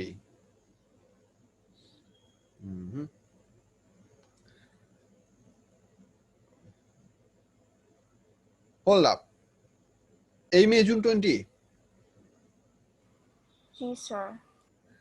এই মে জুন 20 কোশ্চেন তো আমার কাছে নাই। আচ্ছা দাঁড়াও, নামাইতেছি।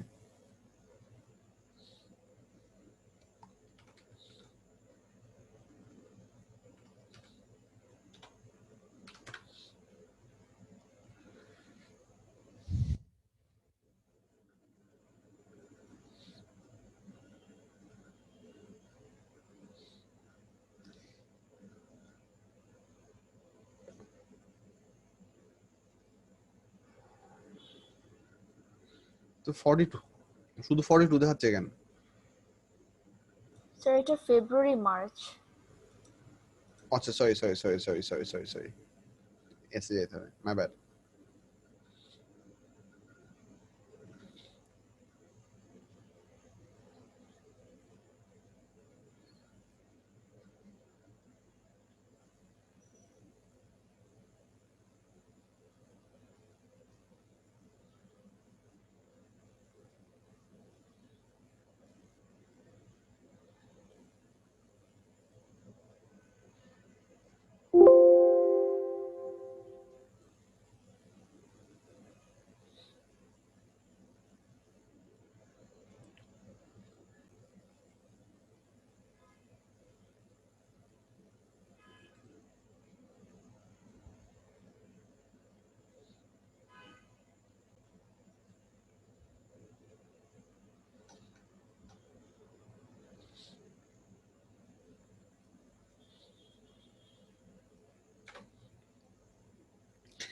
Question number 1B.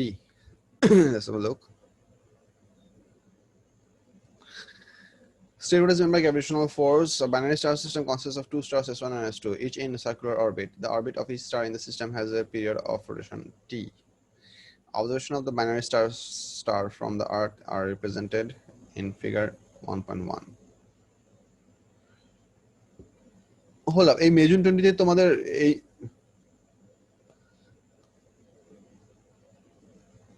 May June 20 মানে হচ্ছে এই কয়দিন আগে মে জুন 20 তে পরীক্ষা হইছে? ওয়ার্ল্ডে কোথায় পরীক্ষা হইছে? না স্যার, মানে হচ্ছে ক্যামব্রিজ এটা রিলিজ করেছে।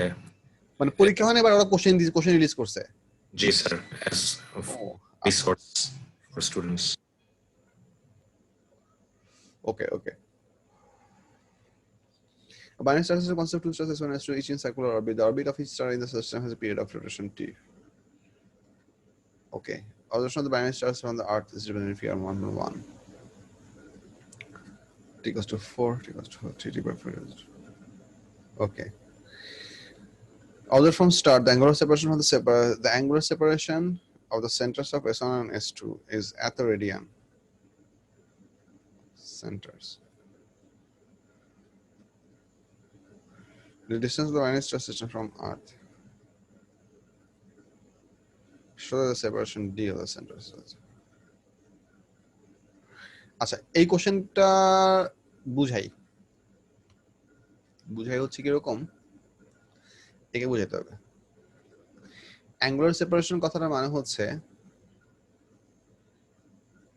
let's say this is the earth the binary system is somewhere over here.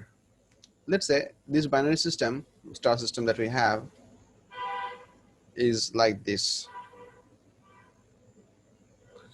This is the most widest view of the binary system that we have. Sometimes they also become closest when they become vertical and then they rotate. Angular separation মানে হচ্ছে যে if we draw two straight lines, one like this, আচ্ছা আমি straight line দিয়ে একই straight line. If you draw two straight lines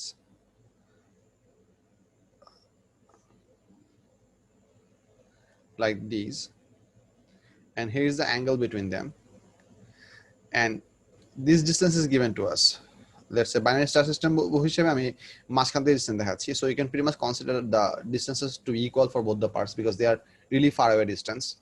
So এই distance already দেওয়া আছে আর হচ্ছে এই অ্যাঙ্গেলটা দেওয়া আছে, আমাদেরকে বাই করতে বলছে হচ্ছে এইটুকু কত. So basically you're going to go for S equals to R theta. বুঝছো? স্যার একটু আরেকবার বলবেন? The angular separation means that whenever observed from the star, what is the biggest angle between the two stars that we can observe? So this is the angular separation that is given. এটা কত radian জানা দেওয়া আছে এখানে? দেওয়া আছে হচ্ছে 1.2 × 10⁻⁵. 1.2 into 10 to the power minus 5 radian. And the distance of the star system from the Earth is 1.5 into 10 to the power 17. 1.5 into 10 to the power 17 meter. So এটুকু হচ্ছে তো মানে you have to consider this whole thing as a big circle, like a huge circle. ঠিক আছে? A huge G sir circle. বুঝছি। আচ্ছা, beautiful. Sir 4-2 তে একটা প্রবলেম ছিল। Okay, let's have a look.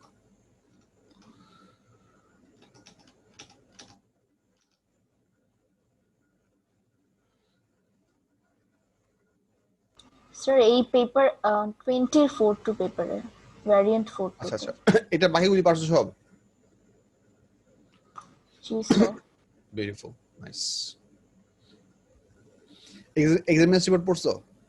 আচ্ছা, পরীক্ষায় তো হয় না, এক্সামিনেশন রিপোর্ট তো বাইরে হওয়ার কথা না, পরীক্ষা হইলে না এক্সামিনেশন রিপোর্ট বাইরে হবে. আচ্ছা এনিওয়ে 4-2 নামাচ্ছি, দাঁড়াও. 4-2 হচ্ছে 4-2. আচ্ছা, এটা সবগুলো আজকে নামায় ফেলবো, ডোন্ট ওয়ারি.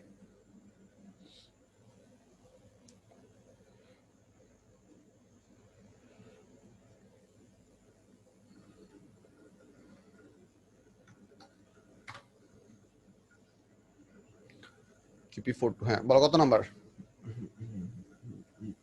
স্যার একদম লাস্ট কোশ্চেনের লাস্ট পার্টটা। State what is meant by the mass defect of a nucleus. Some of the masses are shown in table 12.1. Some masses are proton 1p1, neutron 101, helium nucleus. Show that the energy equivalence of 1 micro 1 U is 934. আচ্ছা, এটা তো normal জিনিস. The binding energy per nucleon of a helium nucleus is এত. So you have to calculate the mass defect, convert this. গেল. Sita will say the isotopes of hydrogen have binding energies per nucleon of less than 3 megaelectron volt. Isotopes of hydrogen have binding energies per nucleon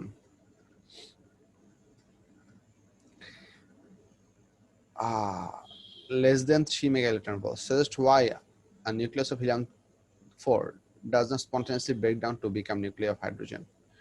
Oh, this is pretty simple.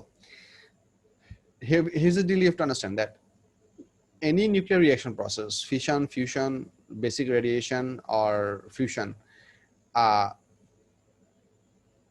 would always produce more stable nuclei. More stable nuclei means the product has to have bigger binding energy per nucleon.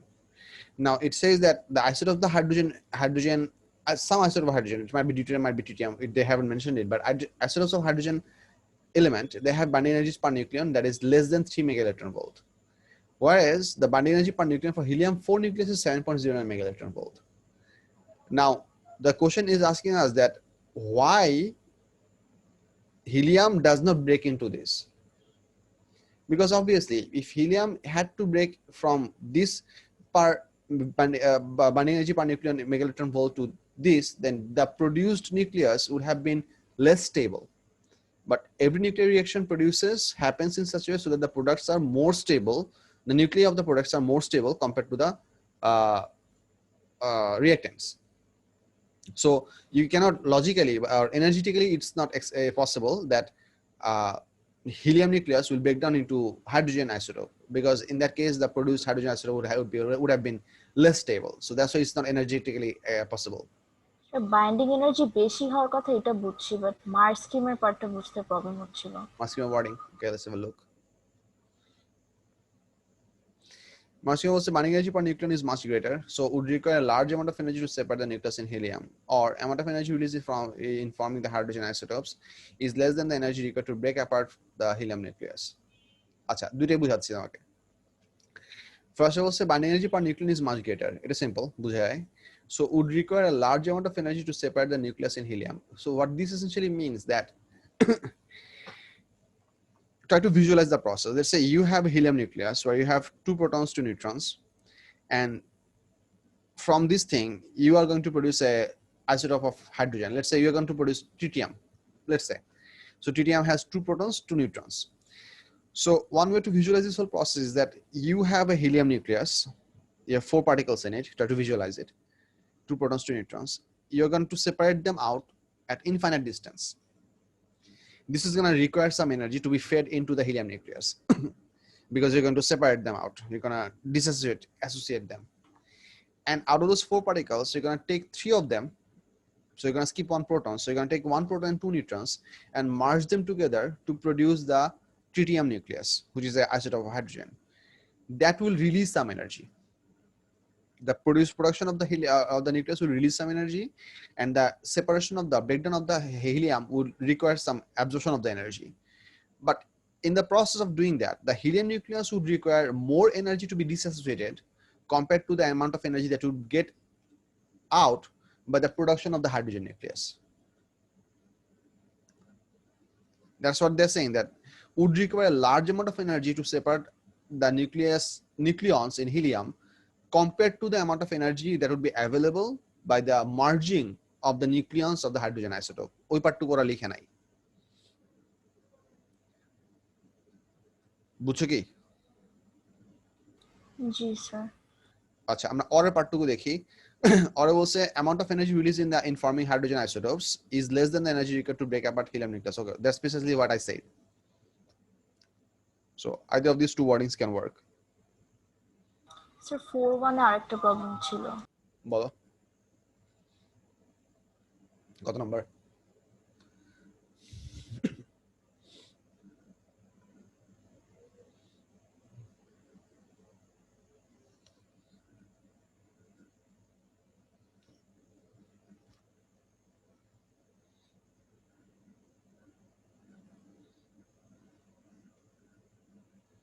Sir 5C তে একটু problem ছিল। Question number 5. State one simple time on difference between the fields for force produced by an accelerated point charge and by an accelerated point mass. Okay, it's basically a basic theoretical question. An accelerated solid metal sphere of radius r, so as an accelerated solid metal sphere A of radius r has charge plus q, as just in figure 5.1. A point P at a distance 2 from the surface, so determine an expression that inputs in terms of r.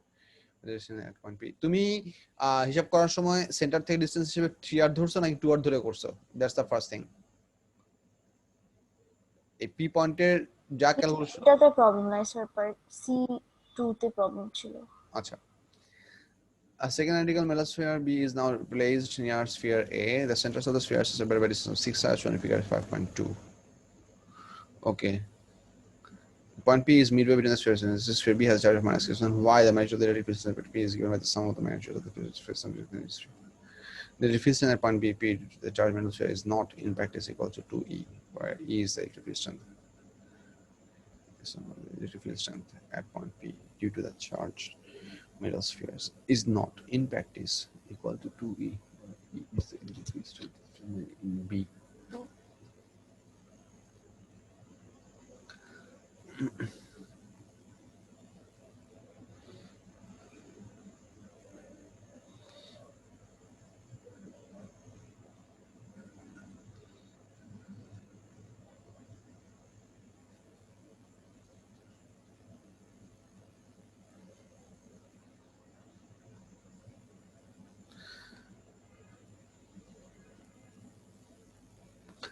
Achha, the answer to this question would be that if you place a unit positive charge position at point P, sphere A will repel that particle to the right and sphere Q will attract that particle to the right. Because both the forces are working in the same direction, we had to add those two magnitudes to get the total magnetic field strength. So this, in this case, you have to talk about the direction of the forces responsible to produce the magnetic fields, responsible to produce the electric field strength. Electric field strength is a vector quantity, so you cannot simply say that they are scalars. They are vector quantities. So because the direction of the force produced by both of these spheres on a single positive charge, unit positive charge placed over here would be same. Both of the things would be pushing the particle to the right or pulling the particle to the right. That's why the sum would be done. That's how what I would write sir over বুঝছি here. Truth also, the electric field strength at point P due to the change in charge metal sphere is not in practice equal to 2E, where the E is the electric field strength measurement B. তার মানে হচ্ছে here at point P we got total electric field strength was E. Now why at this point the total electric field strength in practice not equal to 2E?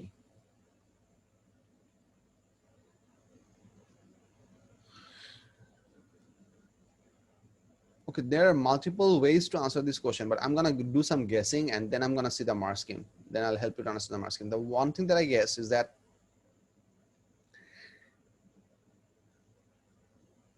this E value was calculated assuming the entire charge of the sphere was concentrated at its center. So we all of our formula are based upon the idea that we are dealing with point charges. That's why the whole sphere thing helps really well, because the electric field of sphere and the point charge are identical. So, but in practice or in reality, the distribution of the charges of plus Q charge on sphere A or minus Q charge on sphere B might not be altogether uniform because of surface imperfections. Some places you might have a smooth surface, some places you might have some bumps and everything. So all the individual surface finish smoothness factors will not give you the perfect identical electric field shape as you would get if it was an actually point charge. So the individual field line distribution of these two spheres would not be precisely identical to a perfect point charge field. And that's why the sum would not be equal. That's my guess. I mean, if I was writing this answer, I would be talking about these surface imperfections. But I'll have to look. 5C2. 41. 41 night, I have 41. 5C. What?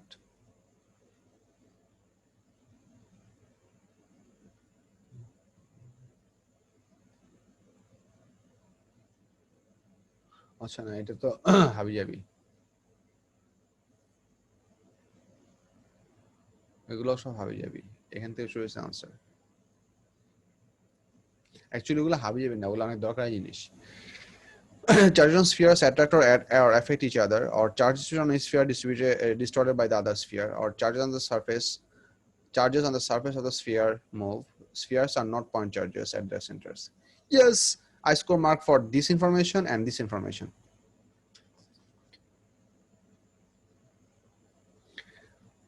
বুঝছো কি?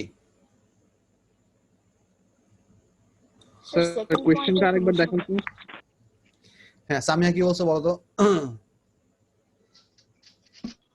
Second পয়েন্টটা একটু আরেকবার বুঝাবে mark স্কিমে? Sure.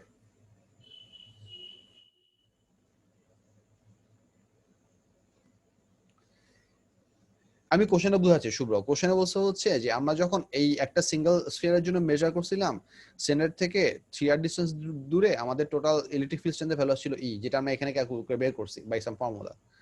The question that they're asking over here, that why in practical cases or in reality, এখানে যেহেতু আমাদের একটা মাইনাস কিউ চার্জ আছে, তার মানে হচ্ছে all together total amount of electric field strength এখানে ডাবল হওয়ার কথা, কারণ এটার জন্য ইলেকট্রিক ফিল্ড স্ট্রেংথ হচ্ছে E to the right, এটার জন্য ইলেকট্রিক ফিল্ড স্ট্রেংথ হচ্ছে E to the right, তাহলে টোটাল ইলেকট্রিক ফিল্ড স্ট্রেংথ হওয়ার কথা 2E, but what they are asking over here, that why it is not actually 2E, that's the question. So এখানে যেটা বলছে, charge distribution uneven দেখে নাকি? that was my point. The charge distribution on the individual spheres would be uneven because of surface imperfections, or you could say that the field that the field the electric field produced by the spherical charges are not precisely identical to the field line produced by a point charge, which was our assumption. So charge on spheres attract or affect each other. এই একটা point ওরা লিখছে যে charges on sphere attract or affect each other. এই পয়েন্টটা কিভাবে কাজ করে I am not sure. This is true, but এটাকে ধরেই তো আমরা ধরতেছি যে 2E হচ্ছে, এটা কনসিডার করেই তো এটা। মানে স্যার ডিস্ট্রাক্ট করলেই আনইভেন হয়ে যাবে ডিস্ট্রিবিউশনটা, ওইটাই আর here's the deal. Charges on spheres attract or affect each other. So these two charges, আচ্ছা হ্যাঁ বুঝছি হ্যাঁ হ্যাঁ বুঝছি, সরি, হ্যাঁ এই পয়েন্টটা রিলেভেন্স বুঝছি। এই পয়েন্টের রিলেভেন্স হচ্ছে যে because this two charges will attract each other, so obviously you have to understand that over close to this surface you'll have a stronger charge concentration compared to the other parts, and over here you will have a stronger charge concentration compared to the other parts, because these two charges will attract each other. So essentially the total field strength over here should be bigger than E, because you would have more than half of Q by 2 over here, more than half of Q by 2 over here, and less would be on the farther sides. So your distribution of charges would not be even, because they will attract each other. That's point one. Second point says charge distribution on each sphere distorted by the other sphere. Distorted by the other sphere means the same thing, that because they attract each other, so distribution would not be uniform as if they were individual. মানে if the charge sphere was individually existing on their own, সেই কেসে আমরা যেরকম uniform distribution পেতাম, আমাদের দুইটা sphere পাশাপাশি থাকার জন্য আমরা পাবো না। এটা চার্জ ডিস্ট্রিবিউশনকে এফেক্ট করবে, এটা চার্জ ডিস্ট্রিবিউশনকে এফেক্ট করবে, because the distribution would not be identical. That's why the field strength would not be exactly 2E. বুঝছো?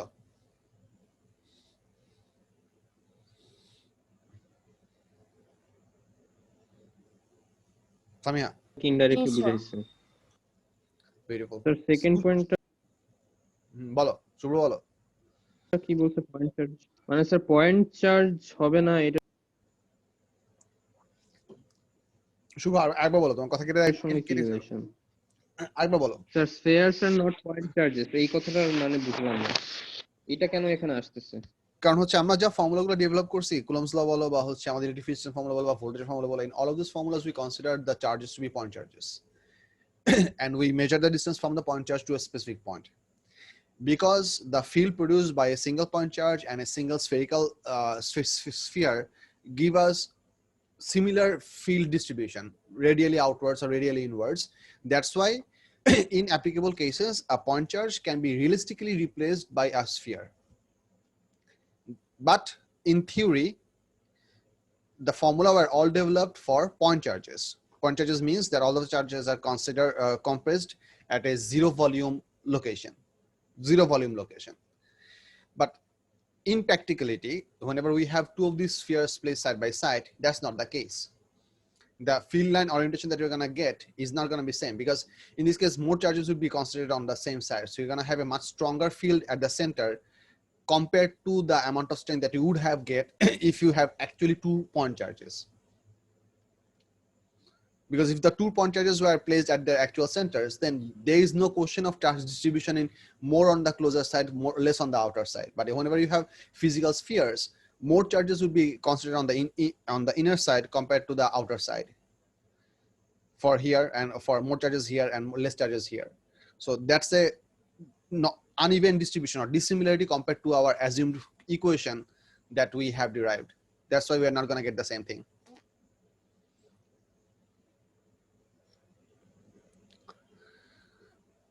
বুঝছো? মানে স্যার ওই আনইভেন ডিস্ট্রিবিউশনের ব্যাপারটা ইনডাইরেক্টলি বলছে তো ওরা আসলে। Yep. চার্জ ডিস্ট্রিবিউশনটা ইকুয়াল না সব জায়গায় স্ফিয়ারে। Yep. ওই চার্জ ডিস্ট্রিবিউশন ইকুয়াল না থাকার দুইটা পয়েন্ট, তিনটা অন্তিম ভাবে বলছে। একটা হচ্ছে যে এর চার্জ এরা অ্যাটাক করবে, এটা একটা কারণ হতে পারে, অথবা হচ্ছে one of the sphere distorts the charge distribution of the other sphere, এটা একটা হতে পারে, অথবা হচ্ছে কিন্তু পয়েন্ট চার্জ যদি না হয় স্যার surface তাহলে আসলে কিভাবে থাকতেছে এটা? কি মানে কি ইটস বেসিক্যালি মানে স্যার যদি পয়েন্ট হিসেবে না কনসিডার করি চার্জটা, এটা কি এখানে ওরা মানে একটা রিজিয়ন অফ চার্জ বা a cloud of charge at one place এইভাবেও বলতে পারে? মানে how are they visualizing the thing, আমি এই জিনিসটা বুঝতেছি না।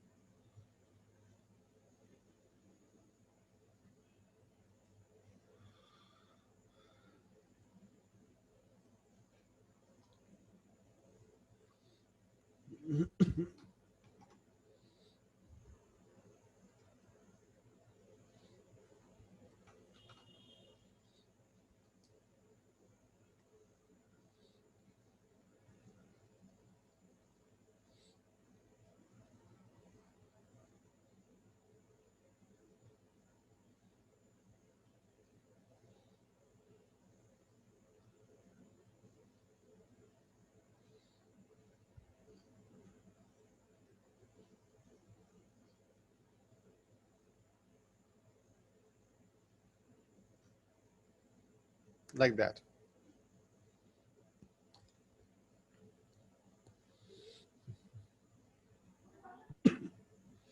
স্যার তারপরেও তো পয়েন্ট চার্জই আসলে হচ্ছে না, point charge they R.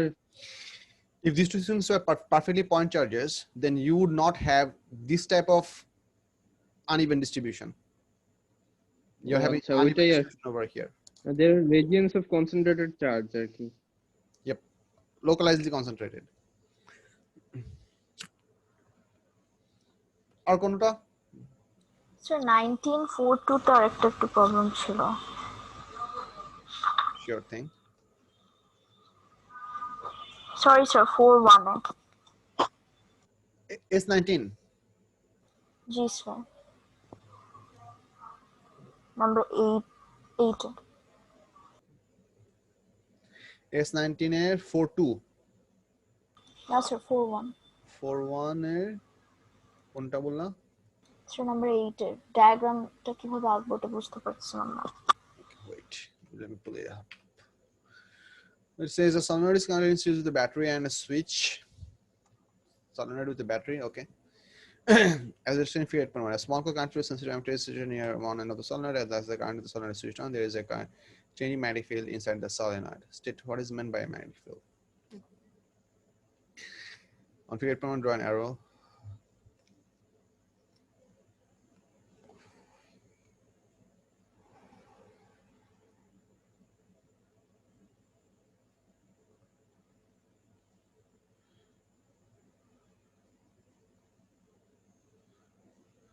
Magnetic field এই অ্যারোটা স্যার এটা তো একটু কনফিউজড। কেন? এটা নিয়ে কনফিউজ হবা না, আমি তোমাকে হেল্প করতেছি। You can find this answer yourself. Sir এটার উপর বেস করে আবার আরেকটা আঁকাতে বলেছে পরে নাম্বার 2 তে। আচ্ছা, এটা আঁকতে পারছো তো? হ্যাঁ স্যার এটা তো একটু কনফিউজ দেখো। আচ্ছা, আমরা যে কোনো একটা সলিনয়েডের ম্যাগনেটিক ফিল্ড ডিরেকশন কি দিয়ে বের করি? কোন রুল দিয়ে বের করি? স্যার থাম্ব রুল ইউজ করি না? এক্স্যাক্টলি, রাইট, মানে রাইট হ্যান্ড গ্রিপ রুল, যেটা থাম্ব রুল প্রিসাইজলি। সো তাহলে তুমি যদি রেস্ট অফ দ্য ফিঙ্গার সেখানে ম্যাগনেটিক কারেন্টের দিকে দাও, তাহলে আমার থাম্ব হবে কোন দিকে? স্যার নিচে তো নর্থ হবে। এক্স্যাক্টলি। সো তুমি এখানে একটা অ্যারো দিবা হচ্ছে ডাউনওয়ার্ডস।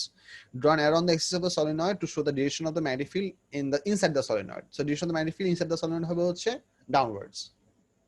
So এখানে তুমি জাস্ট একটা ডাউনওয়ার্ড অ্যারো দিবা, ডাউনওয়ার্ড দিলে এখানে কি আঁকাবো না আর কিছু ভিতরে ফিল লাইন? জাস্ট একটা অ্যারো দিব জাস্ট। হ্যাঁ, জাস্ট এই ডটেড লাইন বরাবর একটা অ্যারো দিবা। একটা অ্যারো দিয়ে and do not extend this arrow preferably outside the solenoid. Keep the arrow length within this within the coil and label this as P.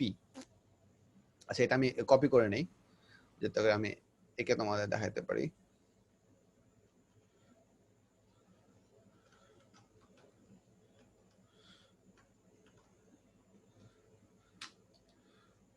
এখানে আমাদের মনে করো এরকম একটা অ্যারো দিলাম। আচ্ছা, this arrow should not be as long. Let me label this arrow as P. আচ্ছা এরপর বলছে হচ্ছে, আচ্ছা কোশ্চেন কোথায়? হ্যাঁ, as the current in the solenoid is switched on, there is a current induced in that small coil.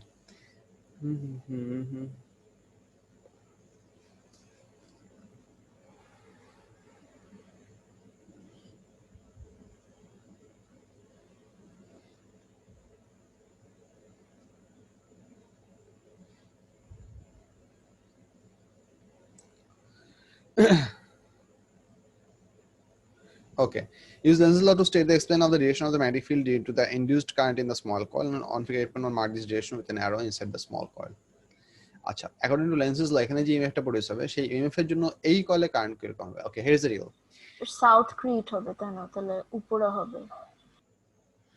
আচ্ছা আমি একে দেখাই, লজিক্যালি অ্যাপ্রোচ করলে সহজ হয়। মনে করো হচ্ছে এই কয়েলের জন্য আমাদের এখানে হচ্ছে নর্থ, এখানে হচ্ছে সাউথ। তো ম্যাগনেটিক ফিল্ড যখন ইনডিউস হবে তাহলে এটার বটমে হবে south, because they will always repel, right? জি sir.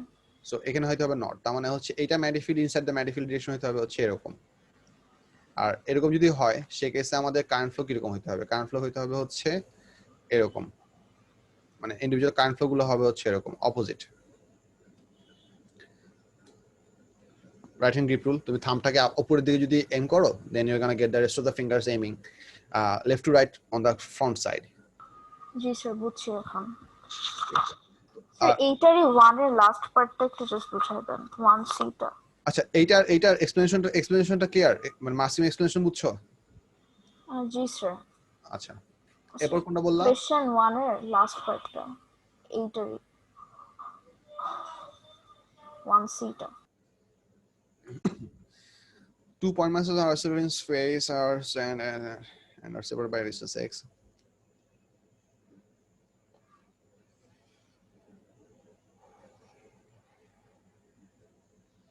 Acha. A spacecraft will be put in a circular orbit around a spherical planet. The planet may be considered to be an oscillating sphere in space. The mass of the planet is assumed to be considered its center. Atho kg, radius of the planet is atho. The spacecraft is to orbit the planet at the height.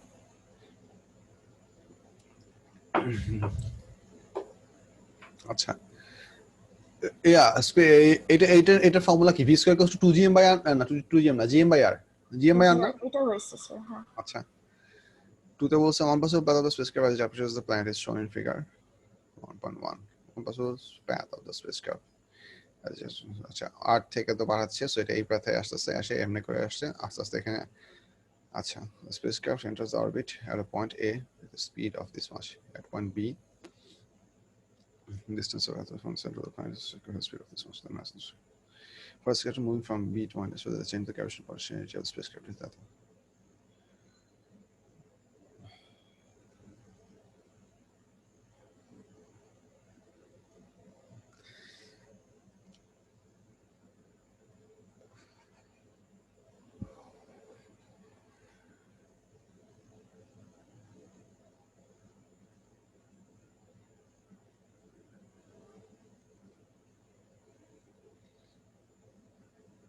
Why did they give the centers? Why did they give us the speed over here? Speed গুলো নিয়ে কিছু করা লাগবে এখানে? দাঁড়াও, part C তে question আছে। তোর প্রবলেম কি এটাতে না এটাতে? স্যার আমার প্রবলেম পার্ট সি তে। এটা তো নরমাল পটেনশিয়াল ফর্মুলা দিয়ে করলে হয়ে গেছে না? হ্যাঁ স্যার। এই স্পিড গুলো তো লাগে না, স্পিড গুলো লাগছে না স্যার। হ্যাঁ, স্পিড গুলো দিছে কনফিউজ করার জন্য, right? By constantly changing the gravitational potential energy and kinetic energy of the spacecraft, determine whether the total energy of the spacecraft increases or decreases in the moving from point B to point. A numerical answer is not required. Okay. So এইখান থেকে এখানে যখন আসবে তখন তার kinetic energy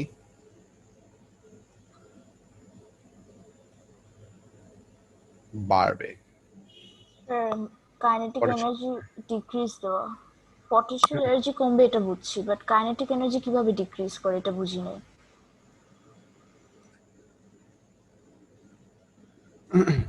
আর এখানে speed decrease তো এই কারণে কাইনেটিক এনার্জি ডিক্রিজ করে।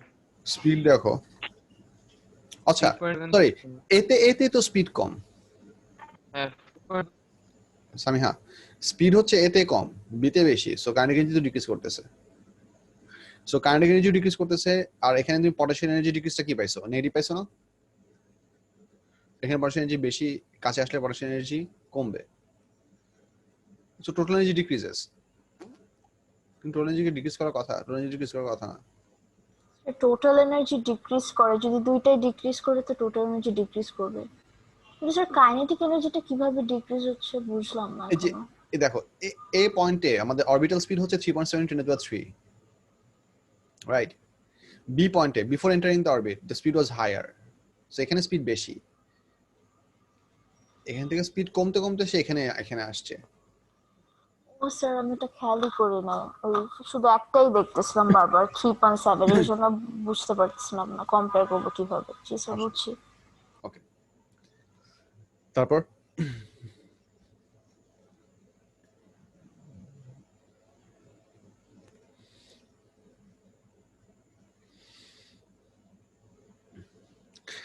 আচ্ছা, আজকে একটু থাক, 9:44 বাজে। তোমরা আরো প্রবলেম করো, প্রবলেমের লিস্ট রেডি করো আমাকে, যাতে ক্লাসে রেগুলারলি দিতে পারো। কালকে আমাদের ক্লাস আছে হচ্ছে 7:30টায়, so will pick up more tomorrow ইনশাআল্লাহ। Good night.